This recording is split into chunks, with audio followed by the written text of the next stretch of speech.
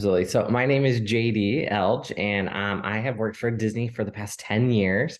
And so growing up, I probably want to say at the age of 6 years old, I knew that I wanted to work for Disney because all of my family vacations, whether it was going to Disneyland, Disney World, or a Disney cruise, everything was Disney related to my family. So I definitely got to escape my everyday reality and spend really good quality time with my family at Walt Disney World or Disneyland. And so I wanted to pay all that magic forward, I think. So at age 6, I knew that I wanted to work for Disney. And I remember being so frustrated with teachers growing up because, like, what do you want to be when you grow up? And everyone's like, a doctor, a lawyer. And I'm like, I'm going to be a cast member.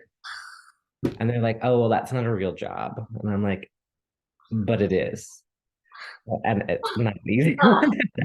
So I definitely had that in my goal set all the time. And then going through high school, like when you're trying to figure out what you want to do for college and everything, I specifically had to find a school that would give me college credit for the Disney college program because I think that was my earliest goal was to do the Disney college program because that's like for those who aren't familiar with it is a paid internship that Disney can offer to you where they can place you into a role for like the summer or for a full semester and you get hands-on experience in the hospitality industry and then you get college credit for it, hopefully, depending on Yeah. which school you go to. And then I chose a school in Arizona that would give me college credit. And then they also didn't make me take like classes during the program, which was so lucky for me because I know so many people who do the college program and have to work full time, like 60, 70 hours sometimes during the holidays, and then be a full time student, which can be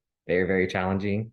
So my True. program did not make me do that. So I got to really get into the nitty and gritty of that experience. So when I applied for the Disney college program, I was down in Arizona going to college, taking some classes, and then my local Disney store had some openings.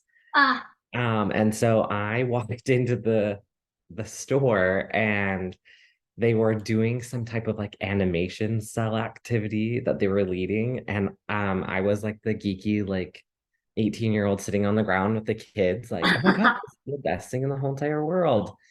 And and one of the managers was like, do you have any kids here?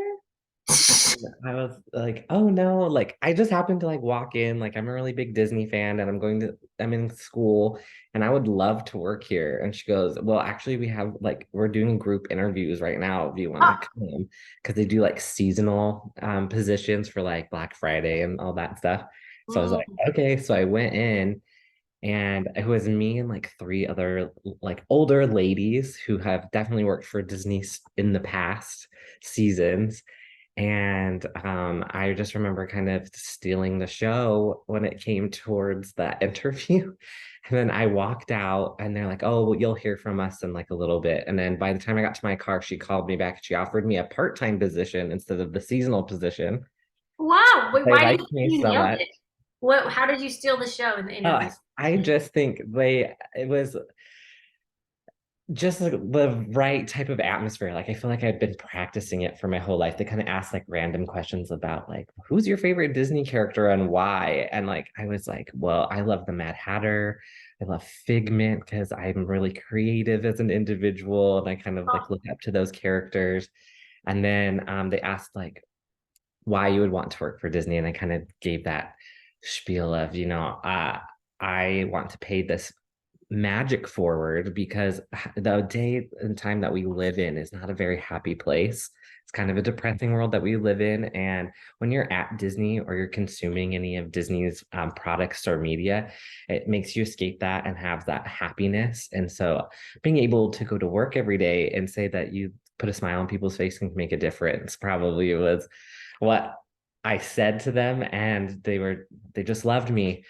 And I worked there for about 6 months until I got an acceptance for my Disney college program. And I remember working with that team at the Disney store trying to prepare for my interview because I was like really nervous because as you know, because you did the program as well, you did like a web-based interview. And then Yes. after you pass that, then you do a phone interview. And that probably was the most nerve-wracking thing. I remember pacing back and forth in my room with like sticky notes all over the walls, like trying to like not be robotic, but have good answers. And in the back of my head, when they ask you, what are the three roles that you would like to do? I said, oh, I'd like to do attractions or photo pass or front desk. And so we talked about those situations and things like that. And I thought I tanked that interview. It was only like 10 minutes long. So I kind of was disheartened. And then you wait forever and ever and ever. Yes, it is And a long I time. remember going on a Disney cruise a couple weeks after my interview. And I, growing up, really wanted to be an Imagineer. So the cast members that are responsible for designing all the things that you consume, whether it's the buildings, the attractions, all those fun things. So I really wanted to do something like that growing up. There definitely wasn't a roadmap for that career path, unfortunately. But I was obsessed with Imagineering, kind of still am. And I did at Hollywood Studios, you can like pay to eat with an Imagineer at the I Hollywood remember Fountain. that. Oh, Oh, it was so much fun. And I remember sitting in there, and the Imagineer name was Brian, and I got picked as like the family of the day. So my mom went with me, and we got to open the restaurant and everything. And I got to spend like about 20 minutes with Brian before everyone else came in to eat with us. wow. And I was telling him how I wanted to be an Imagineer, and then I was applying for the college program, and I was waiting to hear back. And then he like left the room for a little while and then came back, and we were having our meal and everything. And he goes, JD, I think you need to check your phone. And I was like, what? And so then I pulled out my phone, and that was my acceptance letter to my college program. What? And that's so crazy. It worked some Like, magic? like so magic. Yeah, he apparently knew somebody that was a recruiter and was Like, let's push this through. like push this through. Like if you know that he's gonna get it, like great. But if not, like I'm not gonna say anything. That is so It magical. was so magical. And in the back of my head, I said, please don't let it be custodial. Please let it don't be custodial. And I opened it up and it was custodial. Oh, But I was like, this is what I've been dreaming of doing. And you got to start from somewhere. And that's like the really great thing about the company in the whole for Disney is that everyone has to start at the bottom and work their way up. You have to prove your worth. And not saying that there's anything wrong with or anything low with some of these frontline positions, but some of the ones that you weren't on my top three list and that I yeah. got. So I accepted that offer as fast as I could. And then a couple months later, I ended up moving down to Florida. And I think I did the Spring Advantage program. So I came in January, and then I was supposed to come home in August. And I had met some wonderful individuals online through like a Facebook group for people who are doing the college program as well. And we ended up becoming roommates, and I'm still really good friends with them, which is great. And they all had really fun jobs like entertainment and what was merchandise and attractions. And then I got third shift custodial at Magic Kingdom. Oh, you're okay. So So what were I you doing? basically worked about 4 p.m. to like 3 in the morning most of the time. Ooh. And so back in the day, this was like 2014, and they still had like wishes. We had the electrical parade twice a night, and we did those crazy long extra magic hours. So it was exhausting. And I got placed on Main Street. So I think that's probably the hardest location there is to do custodial because it is never quiet. The second you clean something up, it is dirty again. So it could be quite defeating, but I just had the best team in the whole entire world to work with. Oh, I had a that's lot of like-minded people, like myself doing the college program, that we all like banded together, and we were always there for each other. So even in the hardest times, it was the greatest thing. And one of the hardest challenges during that program was Frozen came out. And they decided to do a Frozen show on the castle. to light up the Christmas decorations.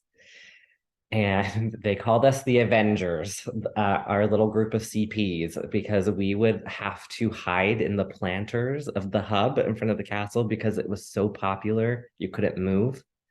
So around 5 o'clock, we would start putting extra trash cans and stuff in the planters. And then you'd have to like park there and just wait it out. Well, Wow. after, and then you would just like grab trash and throw them into the bushes. And then after the park closed, you would like get them out. Oh my gosh. So Dang. that was quite crazy. And then Did you I ever decided have to extend. when you were in the depths of it, did you ever almost bail? Oh, Or 100%. So the second day that I was there, um it's like your traditions day, right? And because I worked for the company before, but at the Disney store, they told me I couldn't go to traditions. And I was like gonna cry. I was like, but that's no, I have to go to that. That's like the pinnacle of being a cast member. I had to watch Bob Iger give it on a computer screen in the back of a dusty mall. Like, no, I want to do it in person. And so they let me go to it. And then I remember showing up to my first day of training.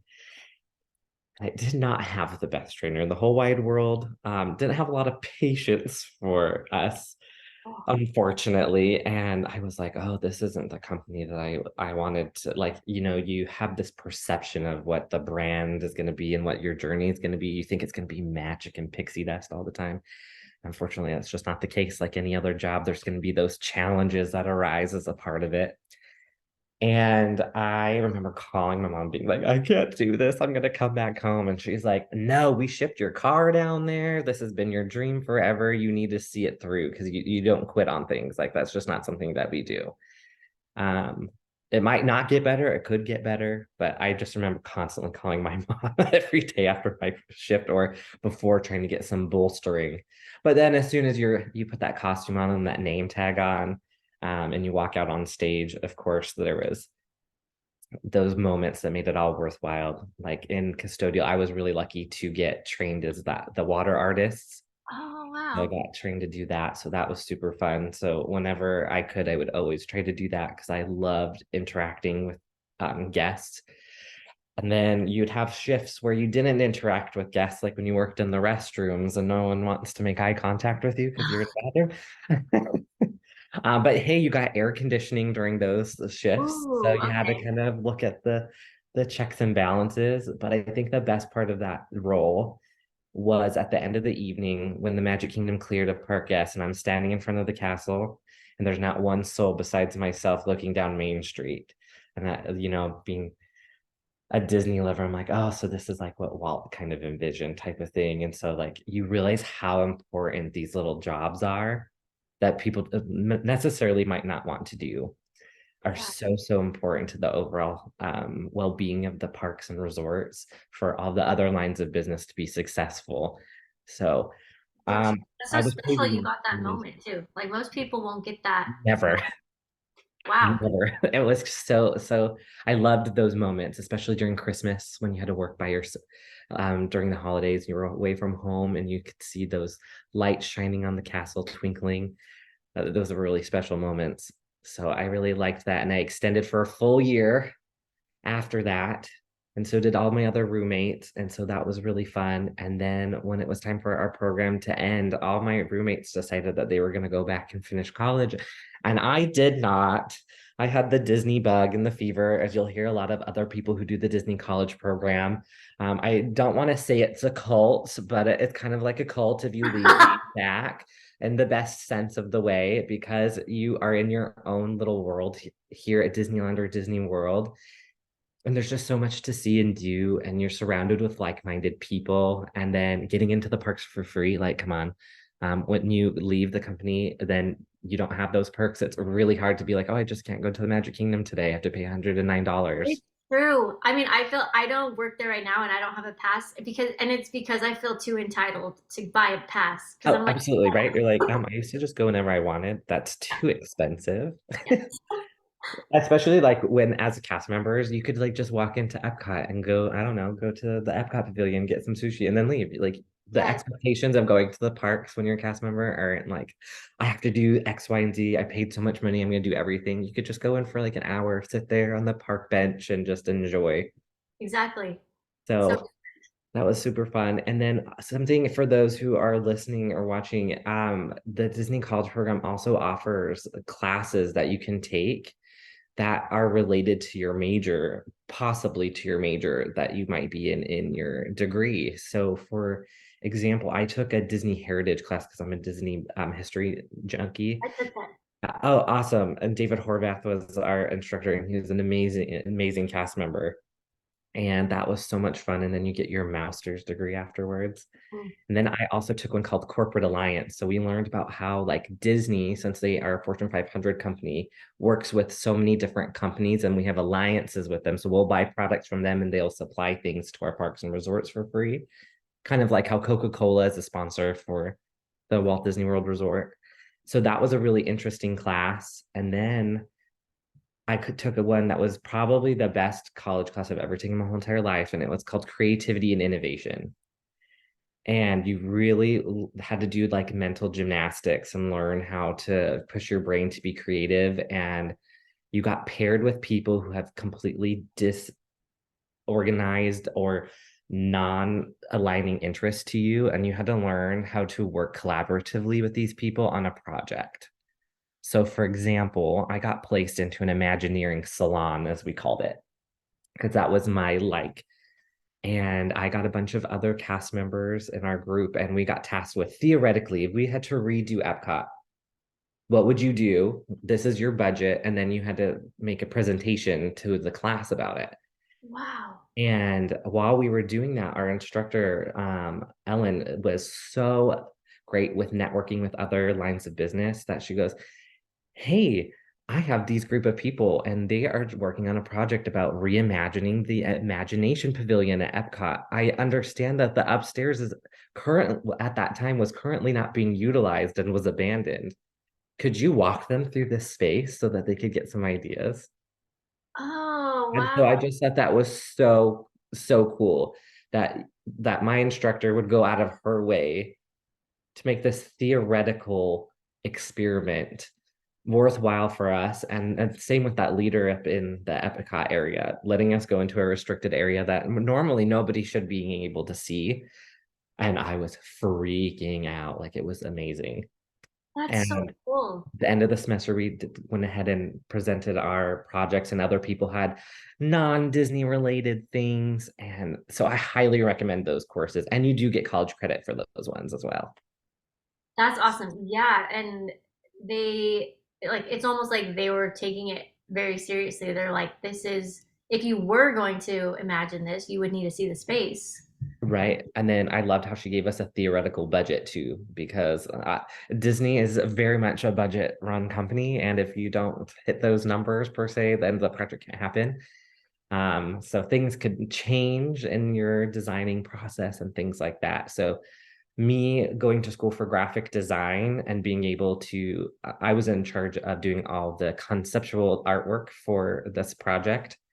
And each cast member, I believe, had different pavilions that we were going to retheme. So, like, we were going to turn the upstairs of the Figment attraction into a restaurant called Imaginate. And so it'd be like crazy conceptual culinary arts, like weird things like popcorn soup or things like that. That's amazing Yeah. idea. Oh my And gosh.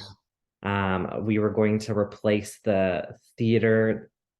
There's like a movie in the land pavilion. I don't know. It's Oceans or something right Oh, now. they always change it. I don't know what it is. Yeah, they change it. But we were going to, at the time, Tokyo Disneyland was getting rid of a simulator attraction called Storm Chaser.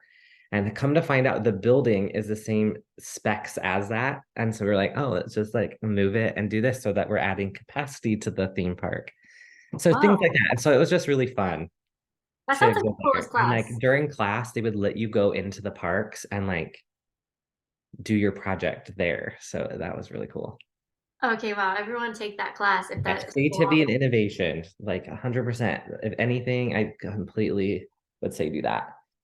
Wow. But the So college when you were program in a whirlwind was there was a lot of high highs and a lot of low lows. You probably Yes. Would I feel agree. like I only remember, like, I can remember that there were lows, but like when you look back, you're just like, oh, that was fun. Yeah, it That's is funny. super fun, but it can be super mentally exhausting, especially like I don't know, like I went to school in Arizona, so I was away from my family, but then being completely isolated. This is my first time being away from home at 18, you know. So there's a lot of learning challenges and getting used to the Florida heat and all that fun stuff. Yes, and the buses and like, Oh yeah. yes, that whole life. But it always ends up being worth it, especially like I had good roommates too. You had good roommates. The Yeah. roommates is like what made it awesome for Oh, me. absolutely. And if you don't, like, so sorry. I know. I know. It's just part of the journey. I mean, if you don't have a good roommate in college, then you're probably gonna have a great roommate in the Disney college program. Yeah. I lived in the really crappy college program housing era, and now these new college program people have Flamingo Crossing, which looks amazing. Looks like a five-star resort. They A have like five-star a pool resort, on a their roof. pool with a movie screen, and then they Yeah, have in walking distance a lot of food options which that we did are not. scary, like Vista Way, near Vista Way, if anyone Yes, knows that. But that's true. They have it super way nicer. I was at Chatham Square, which oh, was nice. I did the Commons, and I was on the first floor. We had lots of bugs. oh I did have the washer and dryer though, so I will take the bugs. oh I don't even The remember. dryer didn't work, so we had to hang dry our clothes. But hey, we made it work. Made it work. I Costuming. remember. It works like a library. You turn in your costume, get a new one, Yes. right? You don't have to keep them. Oh, that was one of the coolest things my first day. I remember like it's in Oh, going into the big operation warehouse overall. and seeing them all. Yeah, it's And then insane. you just want to try them all on. Yes, that like that itself is its own operation. Yes. I had like a really plain, boring costume in custodial. So it was just the white shirts and shorts, which, yes, it represents clean, but man, did those things get dirty. Yeah. It ended your shift. Oh my gosh. No. So when you extended, did you request to switch roles? I did. And they said, wah, wah, wah, you're getting same role, same location. And you still were like, And I'm I gonna. still stayed. Yep, I still stayed. Okay, so we And can at this talk point, about. I hadn't gone through like the holidays yet Oh because wow. I was supposed to end in August. And so I extended through like Halloween and Christmas and New Year's. Oh, and then you extended. And so what was your, at this point you had realized the perks and the downsides, but maybe you had new dream jobs at this point? I did. So at that point, I think I still really wanted to be an Imagineer. But knowing being in the company for a couple months at this point, you kind of realize that Imagineering is a very lucrative role and it's like really hard to get into and they don't have a lot of job stability because if there's not a lot of spending going on in the parks for them to do projects, you kind of are like on a project basis and that kind of scared me a little bit. And so I kind of explored other things. So doing these classes with Disney, I got to meet people from different lines of business or different roles. And being on Main Street, I saw the VIP tour guides all the time or like guest relations. And I thought, that'd be really cool. And like when I was a kid, like I was the tour guide growing up, like leading the whole family around. So Oh, I kind of had that in the back of my head. And we'll get to that in like a little bit because that's a several years down in the future uh, for my story. But yeah, I stayed and I got to work really closely like with our coordinators who are like our supervisors and our trainers. And then I eventually got to get trained in different roles within custodial. So that was pretty nice. And then I got deployed everywhere. So my job's the same at the ticket and transportation center as it is on like Main Street. So you kind of got that change of scenery, which was really refreshing. And if you've ever been to Disney during July 4th or our New Year's fireworks, they're absolutely incredible. And I had never seen them before. And so I was like, okay, I definitely need to go see this and get paid holiday pay to go do that. yes. And I just remember how crazy, like in 2014, it was the crowds were just insane. They had to open up the bypasses, which are the backstage areas on both sides of Main Street, and we just filled them with people to watch the fireworks. And Wow. like set up temporary trash cans everywhere. But that was probably one of the highlights of you Oh. like saw those fireworks and you're like, all right, that was cool. Like 360 degrees everywhere you looked. So that was pretty awesome. And my roommates, I made really, really great friendships. And I met people from all over the world even. So um, I had some friends from Japan that I ended up going to visit after my college program. And so that is just like a really cool thing too about the college program because you have the cast members that are going to be living in the same complexes as you that work in the Epcot pavilions. And so you get to learn cultures and different traditions from around the world, especially during the holidays. That was pretty cool. Yes, that's true. That's true. I had a friend named Blessing from Zimbabwe, and we were like best friends. It was so cool. It's so fun. Then my college program came to an end. And I think I had to wait 2 weeks before my end date. I could apply to work for Disney either part-time or full-time. And I got the call and I was talking to the cast member on the phone and they're like, congratulations, we can keep you on as full-time as a custodial cast member if you want. And I was like,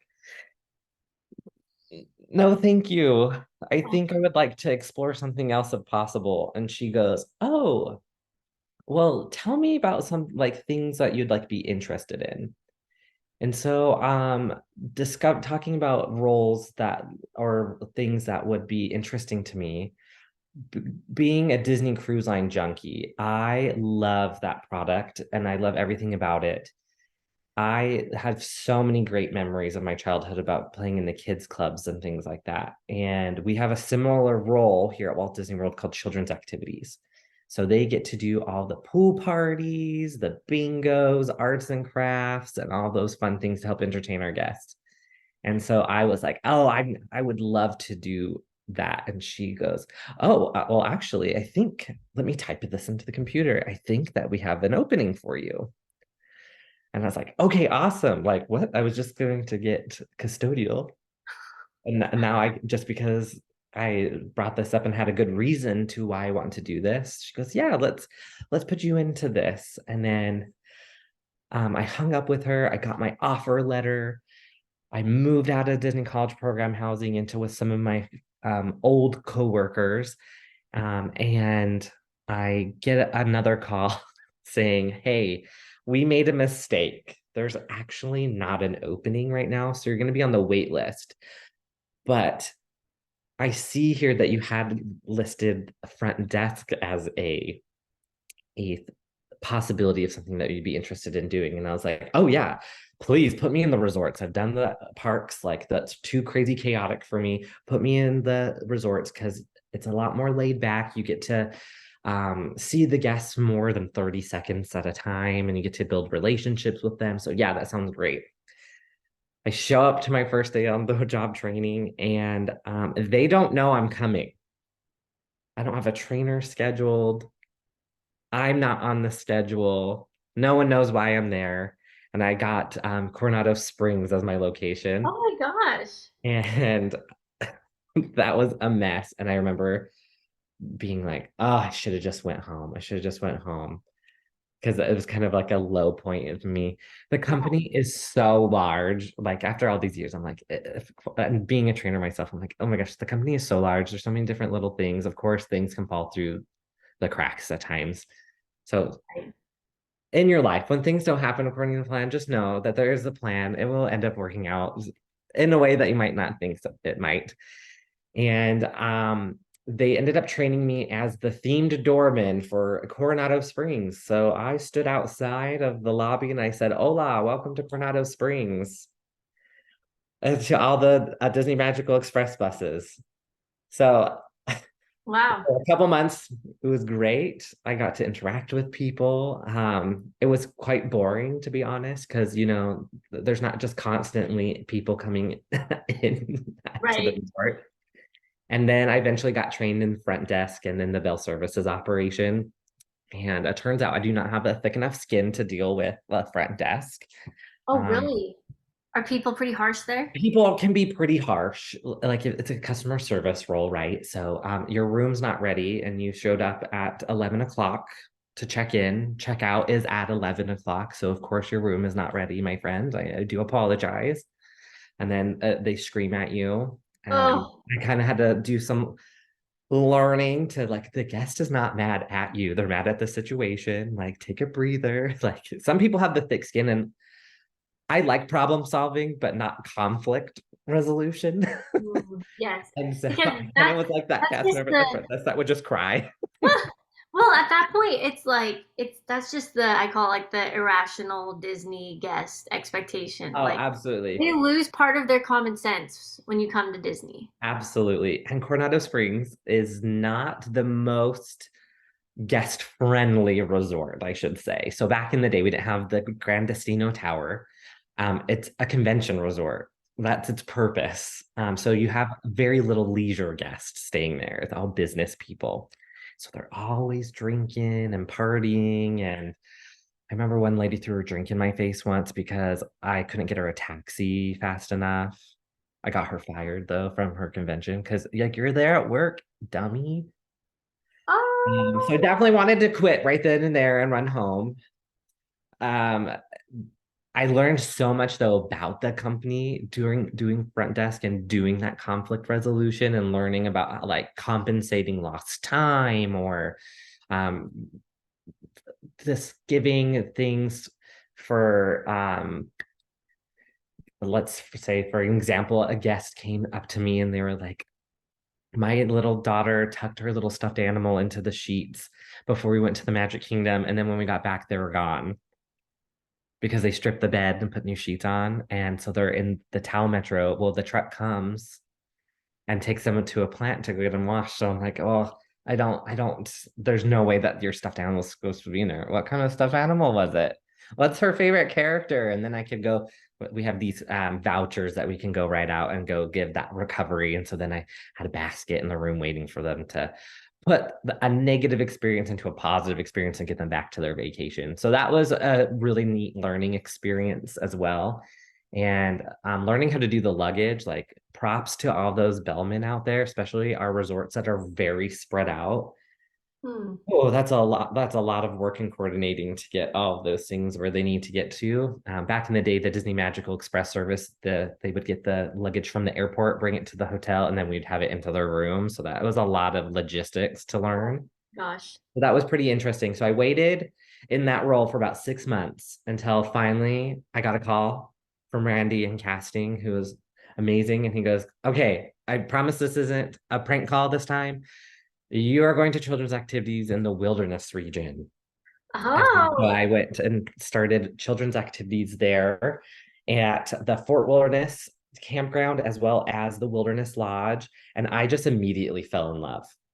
It was absolutely everything I wanted to do at Disney. You're the fun squad. Everyone's happy to see you. No one, for the most part, like your job is to make people have fun. And so I never have really had negative interactions. And I just remember my first day.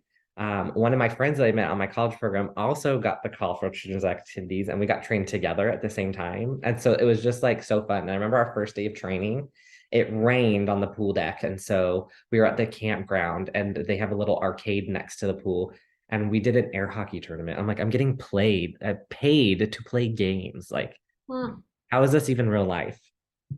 Were the kids pretty like because I it probably depended on the week, but I always Yeah. wonder are they like kind of like, oh, you're just here bringing me the toys, or do they want to play with you? So it depends on the situation. So children's activities, the role is kind of complex. So you have different responsibilities in the role. So you could be scheduled a poolside activity shift. So I would be on the pool deck performing on the microphone, scripted content like a pool party or playing bingo or trivias or whatever. And it wasn't like I was babysitting per se.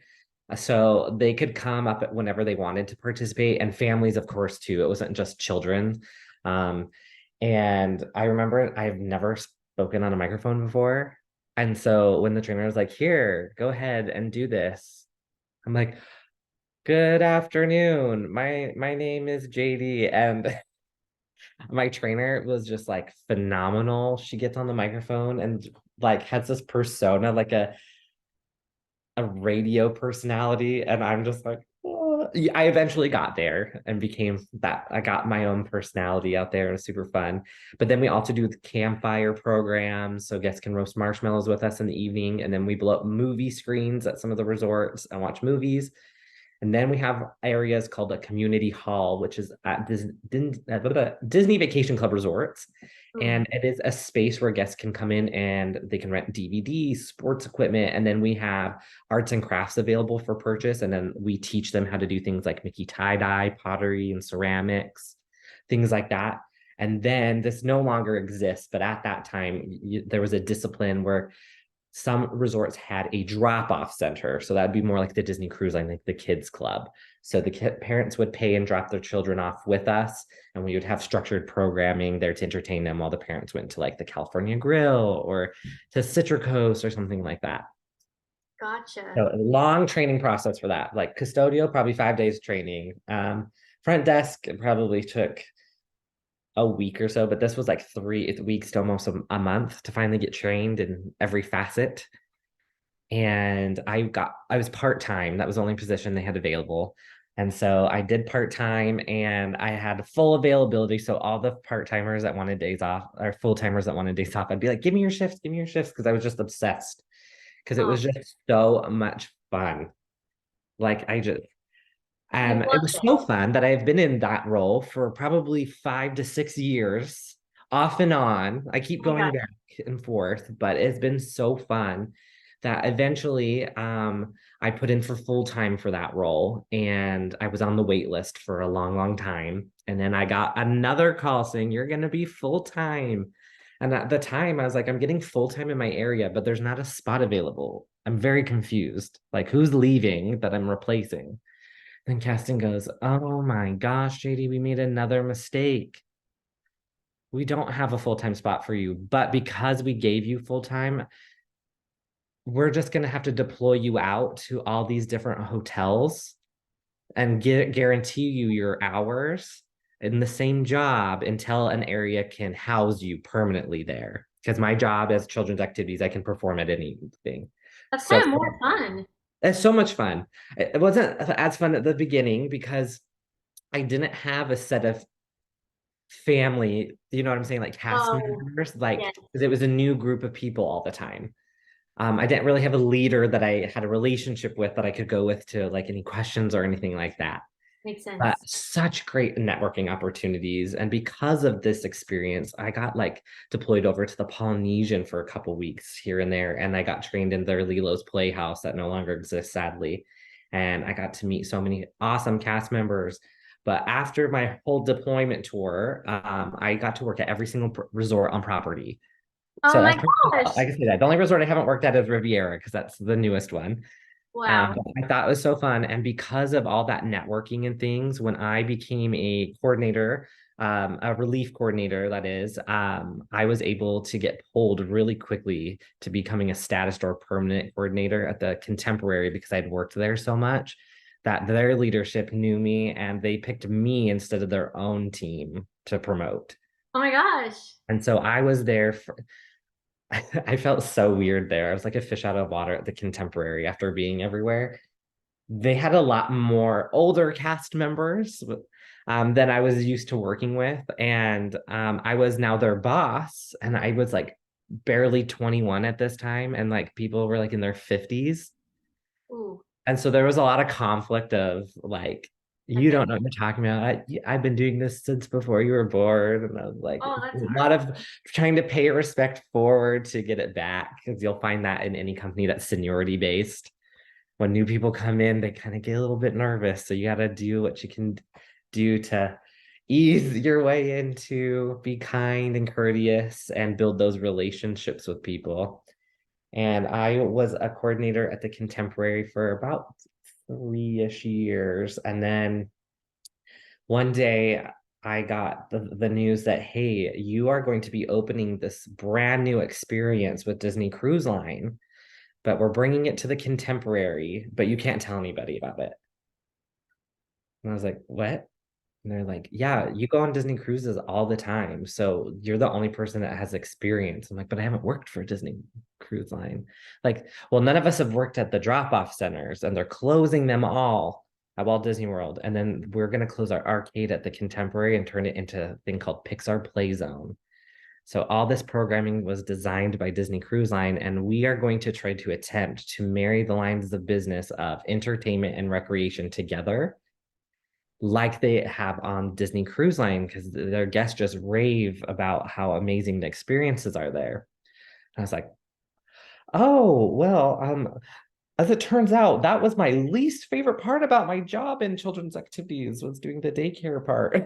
Ah, But I really don't have the option here, it sounds like. And they were like, no, you're gonna be doing this. So wow. I kind of got separated onto a project team. And so I was the opening team project coordinator for this particular venue.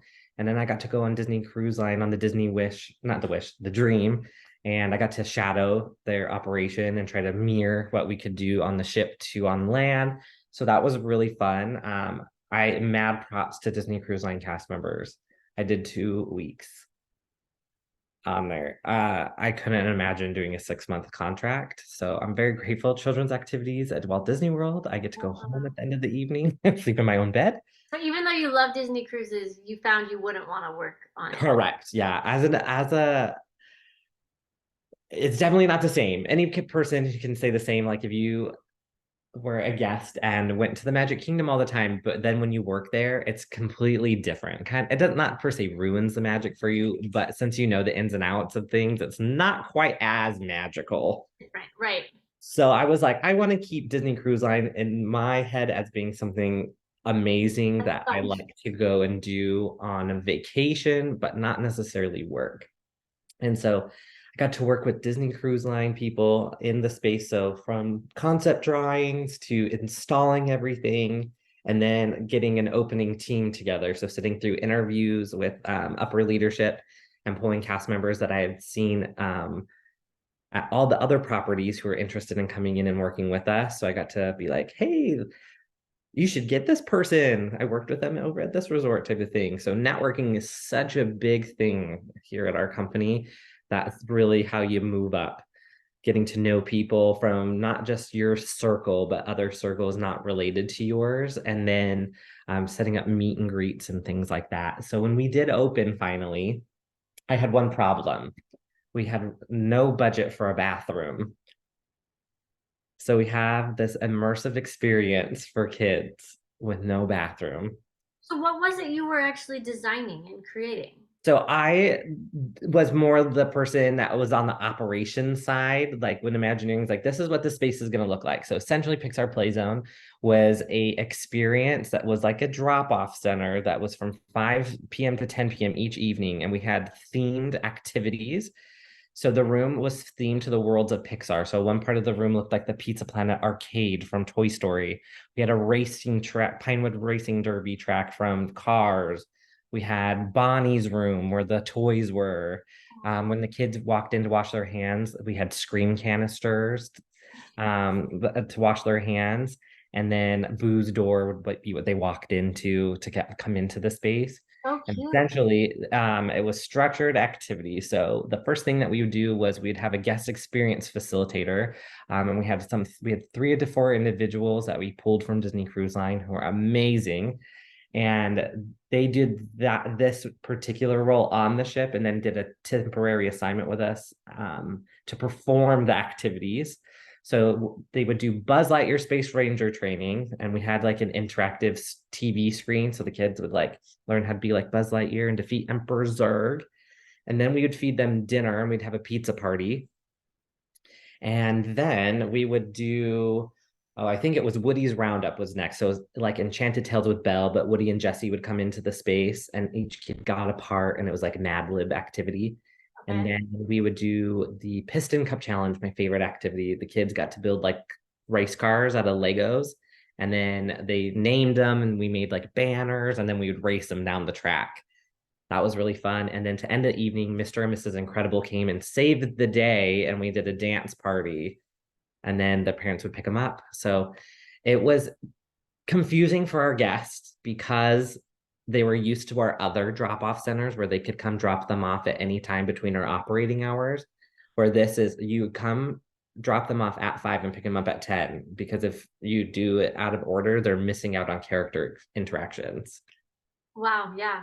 So yeah, I had to help be like, hey, Imagineers, this isn't safe to have this high off the ground, or this prop being right here because kids are going to climb on it, because sometimes they don't think about those things. They just think about the prettiness or the version of it. Okay. And then getting together like the paperwork for the legal documents to sign and things like that. So the space had no windows and no doors. So I kind of felt like I lived in the haunted mansion. So I would come in for my shift around like 2 o'clock every day, and I would not see sunshine because I worked a 10-hour shift. Woo! So that got old real quick. And then not having a bathroom was probably the worst thing, because we'd have to walk them to a private restroom. So you'd have Mm, to take them from the fourth floor to the second floor. it's And that's annoying. just a logistical nightmare. And then legally, I have to have so many cast members per children in the space. And so that got really difficult. And then we got to a point where I have character captains, character attendants, and myself in the space. And we all kind of had to learn how to do each other's job. Because when two people would leave to go take people to the restroom, I had to replace those people with things. So I had really great character captains that teamed up perfectly with us. So to us, it worked that we could marry these lines of business and be successful. But entertainment is a very costly operation. The characters cost a lot of money. So in order for us to break even, I needed to have 60 kids every evening. That's a lot. That's a lot. And we never really hit that. To be honest, I probably could only operate at 35 before I'm like stressing out, like running rampant. And I had to get trained in food and beverage because I had to go into the kitchen and prepare the food for them, because the project was just so under like budgeted. And Clearly. so like when you looked at the project, you're like, yeah, it's gonna be so successful. We're gonna shut down all the other ones so that this is the only option. And we're right next to the Magic Kingdom. Right when you get off the monorail, we're right underneath you. It'll be perfect. Well, if you know anything about the parks and resorts, is the monorail resorts, no matter what we plan or do, we're always going to lose to the Magic Kingdom, because we're walking distance, right? People, why, if it was at the Yacht and Beach Club during Food and Wine Festival, sure, I think it would have been a whole different story. Interesting. Good for But it was a pilot program. So if it was successful, we were going to expand into those previous locations and have different things. So I then was going to um, be on the Disney Cruise Line team for those. And the project got cut short, and I got pretty burnt out at that point. And my husband is a VIP tour guide at Walt Disney World. And I remember seeing him on my college program do tours. And so I was talking to him during that time before we were together. I kind of was like, I kind of want to talk to you about your job, but you're kind of cute too. So we'll see. But that. anyways, he told me that there was going to be some openings for VIP tours. And I'm like, perfect. I'm like desperate to get out of this project. It's going south, and I've given it all I can. I just need to change the scenery. I've been in activities for this point for 4 years. I think I need to try something new. I think because at this point I've done literally everything I can in that role except being a manager. And that didn't really uh interest me much, because I'd have to be in charge of like the lifeguards and the marinas and stuff, where my passion's really only activities.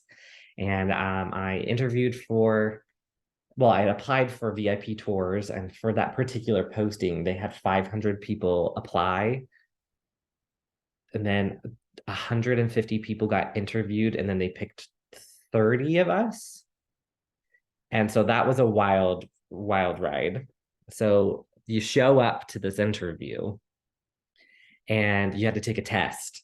It was like 100 question test. And if you didn't get a certain score on this test, you didn't get to go to the interview.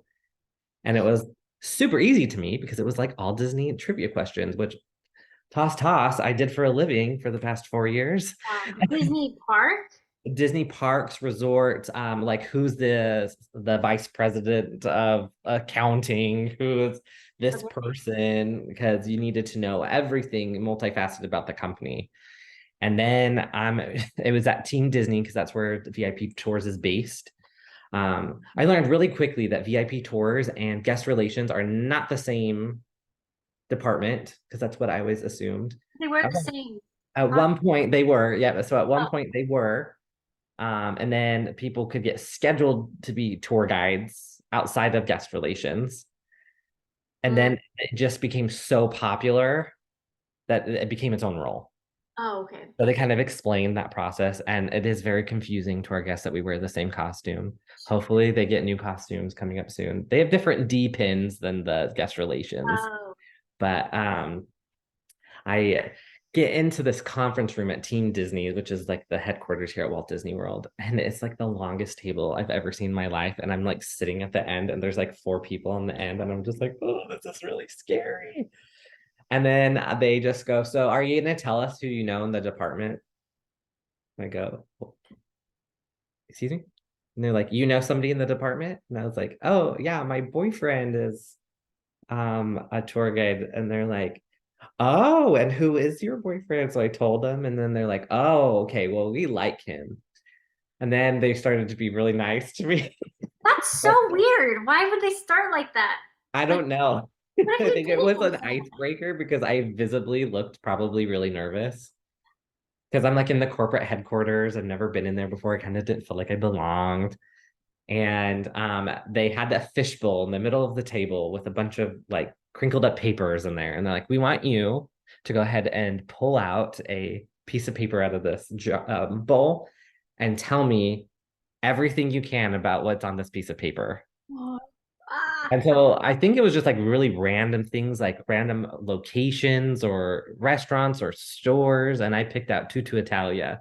So I was like, oh, well, is an Italian restaurant at the Epcot Pavilion. They have pastas and tiramisu. And this is also where the largest wine collection for our Italian wines is going to be located. And they're like, oh, perfect. good job. So I was like, okay, I passed that test. Now what's next? And then they kind of just like kind of asked me a bunch of just like random questions about myself, which I hate. I hate when people just go, so tell me, what do you like to do in your spare time? As if I'm going to be doing anything if that's important at all in Right. the interview.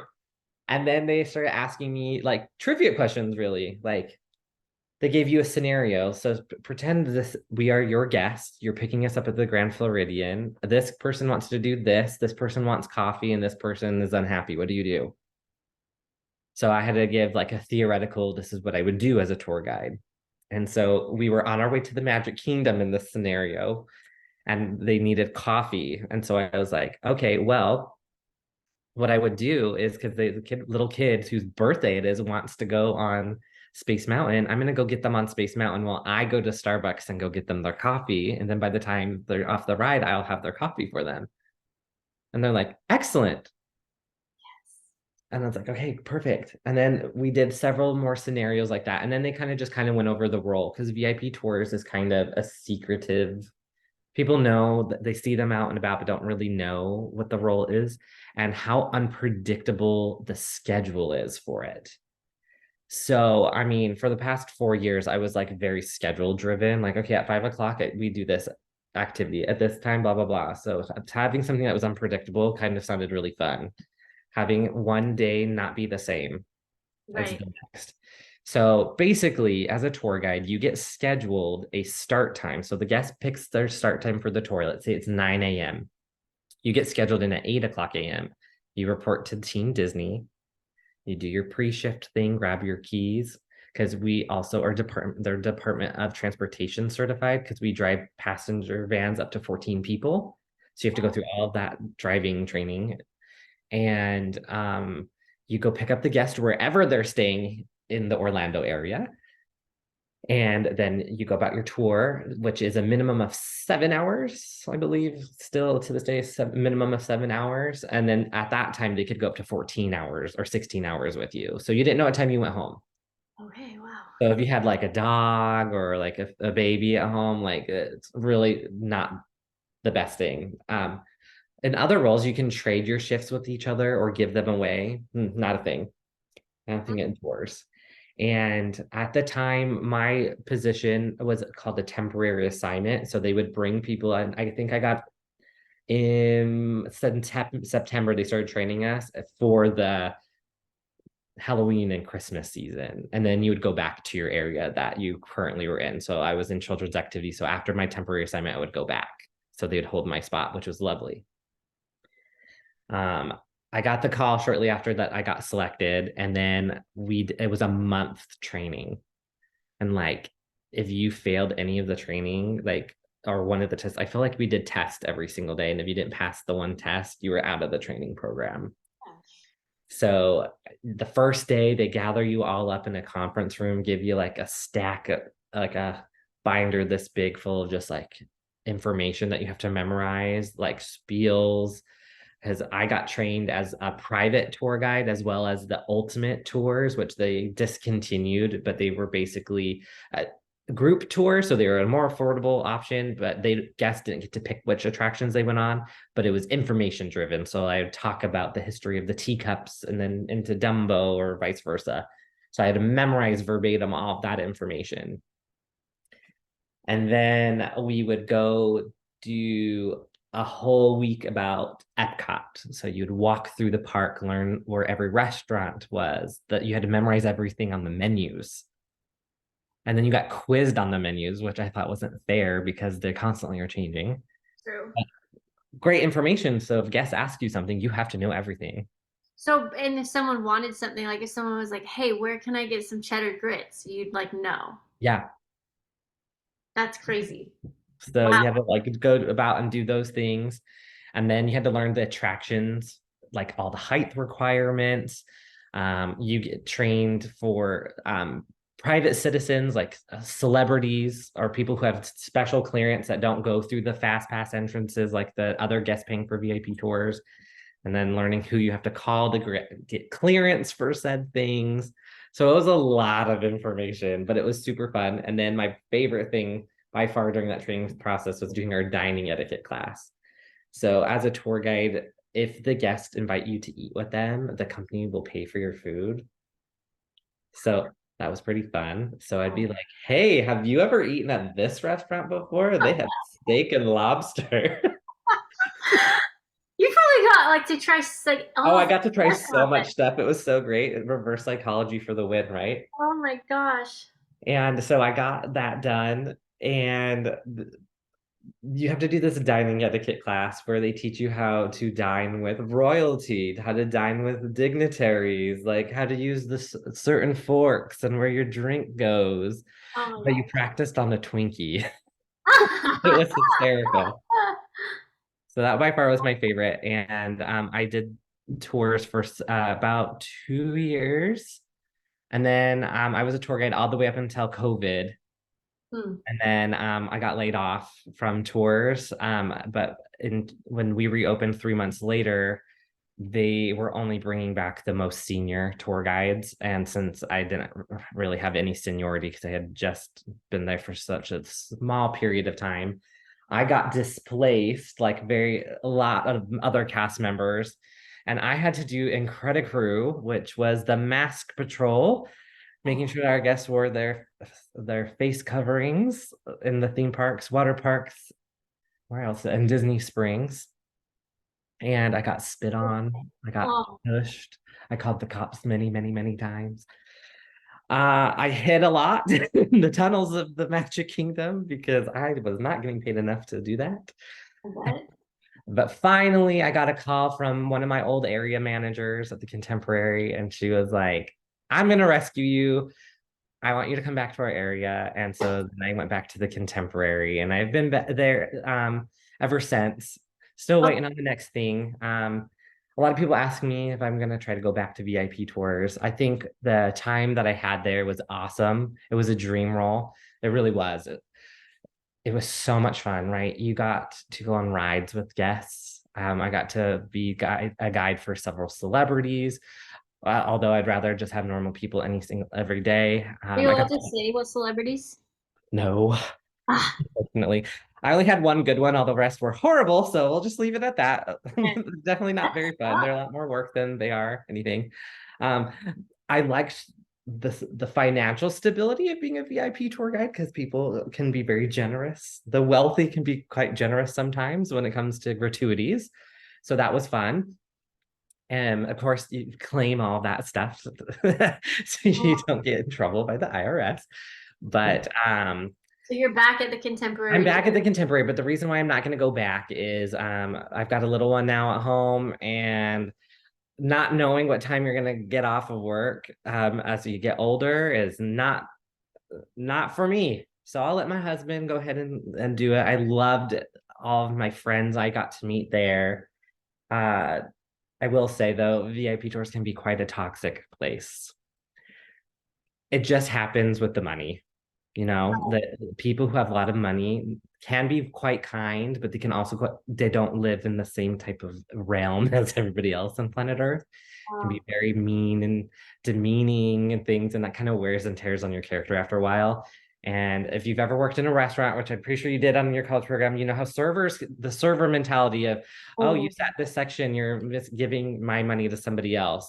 Tour guides can be like that a lot. And so I was like, that's not for me. I'm yeah, it's kind of a another world. person to do that, and I'm so used to working as a team in a team environment, and VIP tours you are singular. You Um, might have a situation where you work with another tour guide if you have more than 10 people in your group, but you always work by yourself. So in the office and things like that, there's just not. Some people thrive on working alone, which I'm just not that person. I like to collaborate with people and bounce ideas off of others. So something especially to keep in mind, right? The people yeah, listening. I kind of went mad at a point where I was like, I just need to talk to somebody else who's because when you're on tour, you're at 100% with your guests at all times. Yes. So people listening, if you know that about yourself, if you know like you like being independent, you like that's something to keep in mind because Yep. so wow. Yep. And a lot of people I've seen who've been guides and think, oh, this is such a fun job, but then they don't realize how exhausting it is because you don't get breaks either.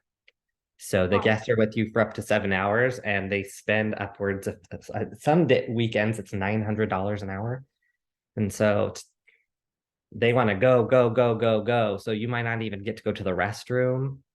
If they don't stop to eat, you don't eat. So I had to be really strategic with my timing and everything like that. So, for example, if I knew a family wasn't going to eat and they were just snacking or whatever, if they wanted to go on Splash Mountain, I would walk through the queue with them. That was a one ride that I did not ride because tour guides aren't required to ride rides with the guests, but you can. okay. But I wouldn't. And I'd grab the little Ziploc bags that they handed out. And then I would go over and order, I'd put them on the ride. And then I have 12 minutes and the countdown was ticking. I would run across the park, go mobile order some chicken nuggets, put them in the bag, and then put them in my guide bag. And then the next Oh, one after Haunted Mansion would be Haunted Mansion. I would sit in my own doom buggy and eat my lunch. oh my gosh. This is insanity. So you really have to be really smart about your time because you can't inconvenience your guest. Wow. I mean, I bet it's great if you're clicking with them and your best Oh, friend. absolutely. It's like the worst if you're not. Yep. And back in the day, I'm not so sure about it now, but I remember we took like kind of like a personality test during our training. So that way, when they were booking tours, they could try to assign you a tour guide that has similar interests or maybe is a lot more outgoing. Some tour guides um, um, poop rainbows and pixie dust, and I was kind of in the middle of that spectrum. So some people don't want the facts, they don't want the Disney crap, they just want you to be a walking fast pass, which is fine. Mm. So there's tour guides that just do that, or fast walkers. You have really slow tour guides. So there's a tour guide for everybody out there, but sometimes you got paired with some people that you just weren't compatible with, and it was the most awkward 7 hours of your whole entire life. Oh my gosh. Then or Sorry, people really don't like you, or there's the people that you'd get that will come over and over again. Like I had a lot of repeat tour guide guests that I just really loved and were super fun. oh, So you kind of You build such different relationships with guests as their tour guide than you would as any other cast member. Because, like, for example, like you have a child who's too small to ride on a certain ride, and then they come the next year, and then you're the person sitting with them because they're too afraid to go on the rock and roller coaster. So you're with them for those milestones. And Mm, so that's super, super special. So that's one thing that I'll miss about it for sure. that's so cool. And Yeah. man, we I could ask you a million more questions, but to wrap Yeah, up, you could do just one about that. I that I gotta be know careful about what I say though, because that department won't come after me. what's the I mean, this is a good question since you obviously had lots of phone calls, it sounds like, with the recruiters. So what do you think is important for people when they're talking to a recruiter? Honesty for sure. Don't sign yourself up for something just because you're desperate to get the role. Be very transparent. I had a cast member in my area that was a CP for children's activities, and she had lifeguarding experience. And at the moment, we're really desperate for lifeguards, and they were going to force her to become a lifeguard in our area. And she was going to say yes. And I was like, please don't. Like, you just need to be upfront and honest with the person. And she told the recruiter that I would rather just stay in my role if that's possible. I don't cry as much anymore. And she got to stay. So like they listen. So like I mean like just you got to be honest. I if it comes down to it and that's the only options that they have available and you need the job, of course take it. There's so many different roles, opportunities out there. Like there's you might have to take a lateral move. I will say this. I've had to do this. I might have had to take a position that I did not want to get back to the role that I wanted. So, like that Pixar job, I definitely did not want to do that job, but Mm, I did it. But because I did that, I was able to get that VIP tour thing because I met some of the people and the executives. that's true. I've heard that theme from a lot of my interviews. People say like it's not linear at Disney necessarily. Yes, and it's political at Disney as well. So you definitely have to do networking. Your hard work is not going to get you anywhere, unfortunately, in the company. As all of that is to say, there is some really, really awesome cast members out there that are very introverted. But if you do not put yourself out there, you have to be the person that initiates you getting a promotion.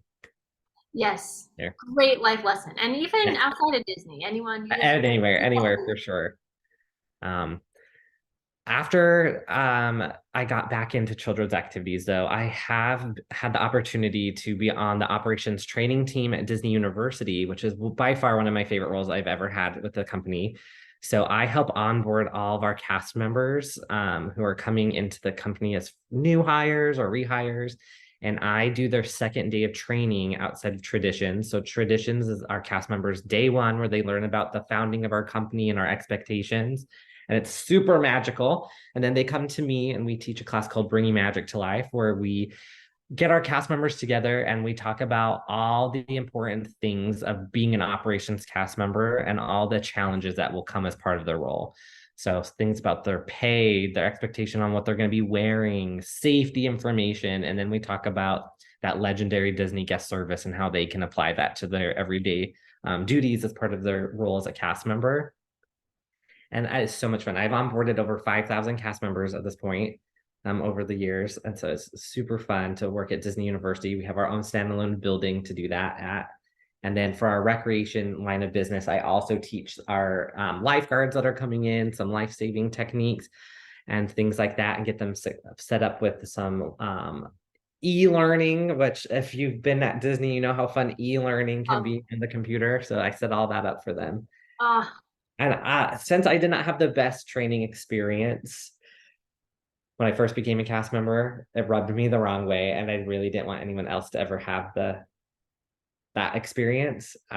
Becoming a trainer and being able to make sure that everyone feels welcomed and a part of something that's greater than the role that you're in. You might just be a custodial cast member, you might be a food and beverage cast member, but you are so much more than that.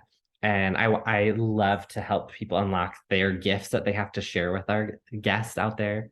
You might be like Maribel out there and not know what you have to offer, but I hope if you ever have me in one of my classes, that I can help you blossom and figure out what you have to offer to our guests out there and create happiness.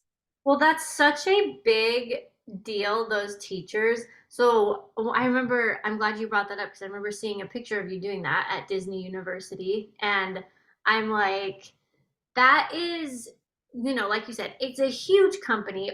Unfortunately, and obviously, every single cast member, are they going to be the ideal person that Walt would have wanted? No.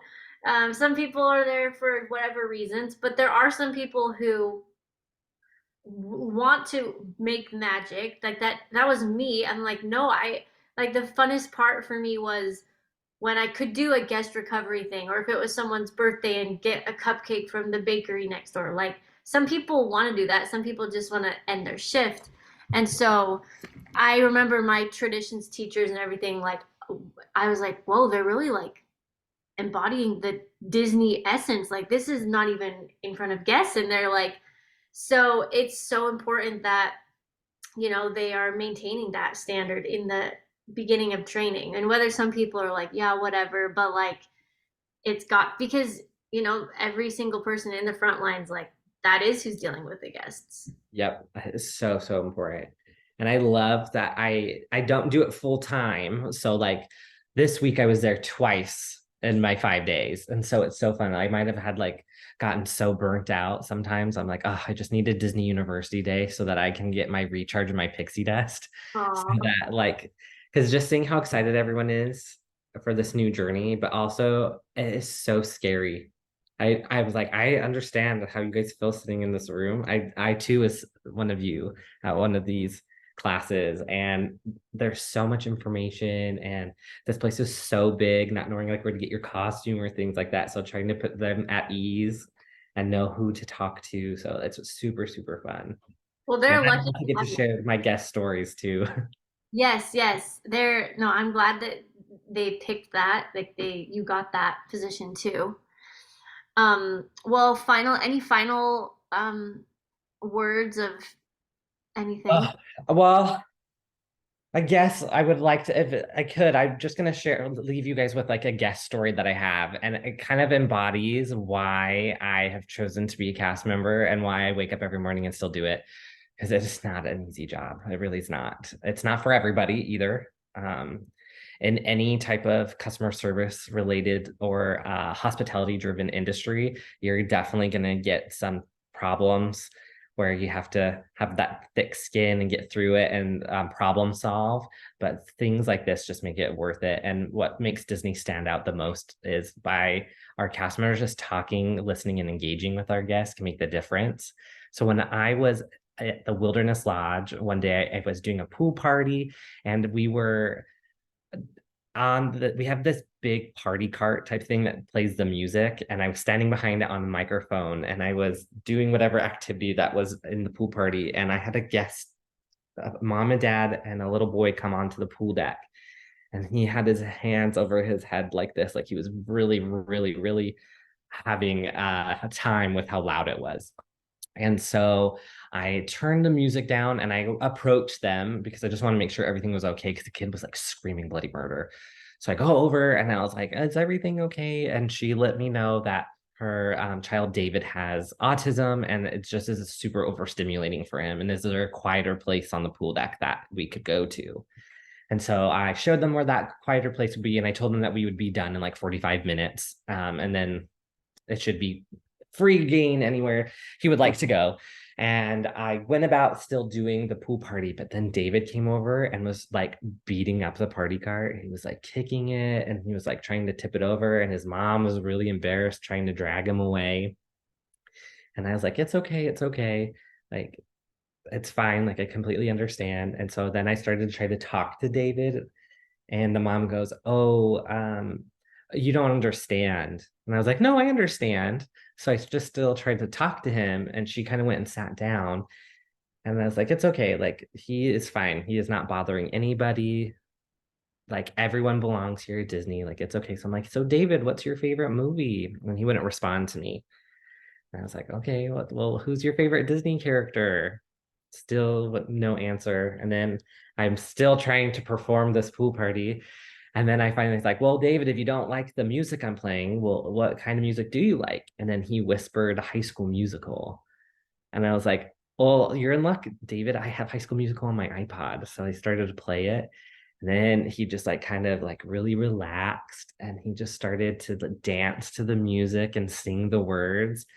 And then he looks at me and he answered all 10 of the questions I had asked him like several minutes before. And his mom's just sobbing over next to me.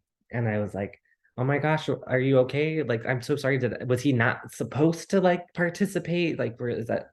I didn't want to step on your toes because I kind of cut you off when you told me you didn't. I don't understand. She goes, well, I was going to tell you that he's nonverbal. I've never seen him speak to anyone besides my husband and myself before. And it's just that is incredible. And so I got on the microphone and I told the whole entire pool deck that David was going to be our honorary DJ for the day and get ready because we're going to be listening to High School Musical probably all day long. But then he started to play with all the other little kids on the pool deck, and it was time for me to go home, like pack up and go move on to another activity. And he followed me backstage, and I didn't even notice that he like followed me. And I was like, oh my gosh, Dave, you got to stay back here. And then the mom was like, okay, well, when are you coming back out? And I was like, well, we'll be doing campfire at like 5:30. So like we're gonna go change and we'll be back out.